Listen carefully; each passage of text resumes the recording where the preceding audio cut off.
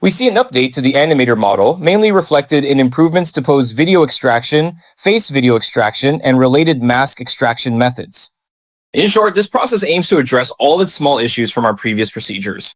This area may also involve a new mapping. Then let's take a look at the workflow. I'm using RunningHub, the world's largest online rehabilitation AI platform.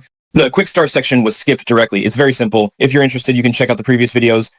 The updates here for extracting pose videos and face videos come from these two nodes, which can also be done. So here's the posture video section. The main optimization allows us to extract data much faster.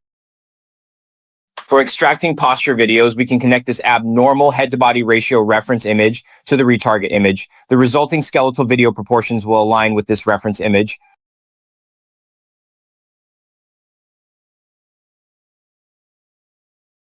Another output point is facial video detection. In our previous workflow, we found that a person's face might experience proportion imbalance. So this node is what KJ used to solve these two problems. If the pose video can't be aligned automatically, we can manually remap it using the Snap Brothers project. This involves adjusting the Open Pose editor. We'll see how this node works later, but its performance isn't very good right now. The output from this node called body points might have some issues, so I added a question about 2.5 VR above, similar to our previous semantic segmentation approach, for example. Then here we input human, similar to how semantic segmentation is done in SAM2. This then feeds into the video mapping process in SAM2, allowing us to accurately test this video. Navigate to AI at RunningHub, or click the link in the introduction to register and get 1200 HP. Log in daily to receive an additional 100 points.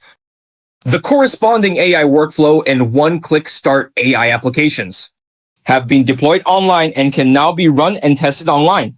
Then we'll look at the related remapping section. The main part of remapping involves adjusting the pose graph of a hand needle. First, extract the hand needle, then detect its pose diagram. Here is a point displayed in JSON format. We can copy and paste the relevant text and then right-click to open it in the Open Pose editor.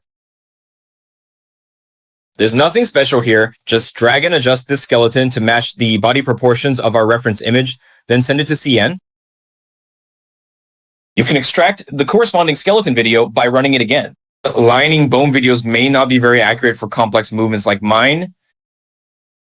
The skeleton videos extracted using VIT Pose aren't very refined. They're just a test. It seems neither method can perfectly capture expressions, which might require our large model to match that level. We train our characters with abnormal proportions repeatedly. This is one video animate in bands. Let's not get into making applications that are neither human nor inhuman. If we want to reference facial videos, we can turn on true, which is the inference node. So if we refer to the empty image, if we want to cancel it, we can set the reference to the empty image as false. We connected the image and mask to keep the background of the original video intact. We don't need to keep it connected anymore. Let's disconnect it. So there may be another issue to discuss here. Currently, when you load a video, it's a single-person video. But what if you need to enter a multi-person video? This place is only suitable for discussion among everyone. Use a model like FaceNet to identify a specific person in a video. After extracting it, we can perform related image compositing operations or reverse this area. For example, here, we block out the subject character. After reversing, we block out all other non-subject characters and the background. Then, once again, input these as the test items. For our K domain, this should all be correct. This might be a way to think about it. Overall, the difference here may lie in the model, since we're using the Rehabilitation Y version, so we've already done a lot of editing on the input items here.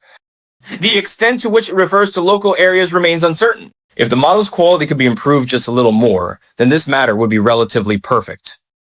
This place in the video isn't something you can automate like bananas, so you need to analyze it based on specific issues.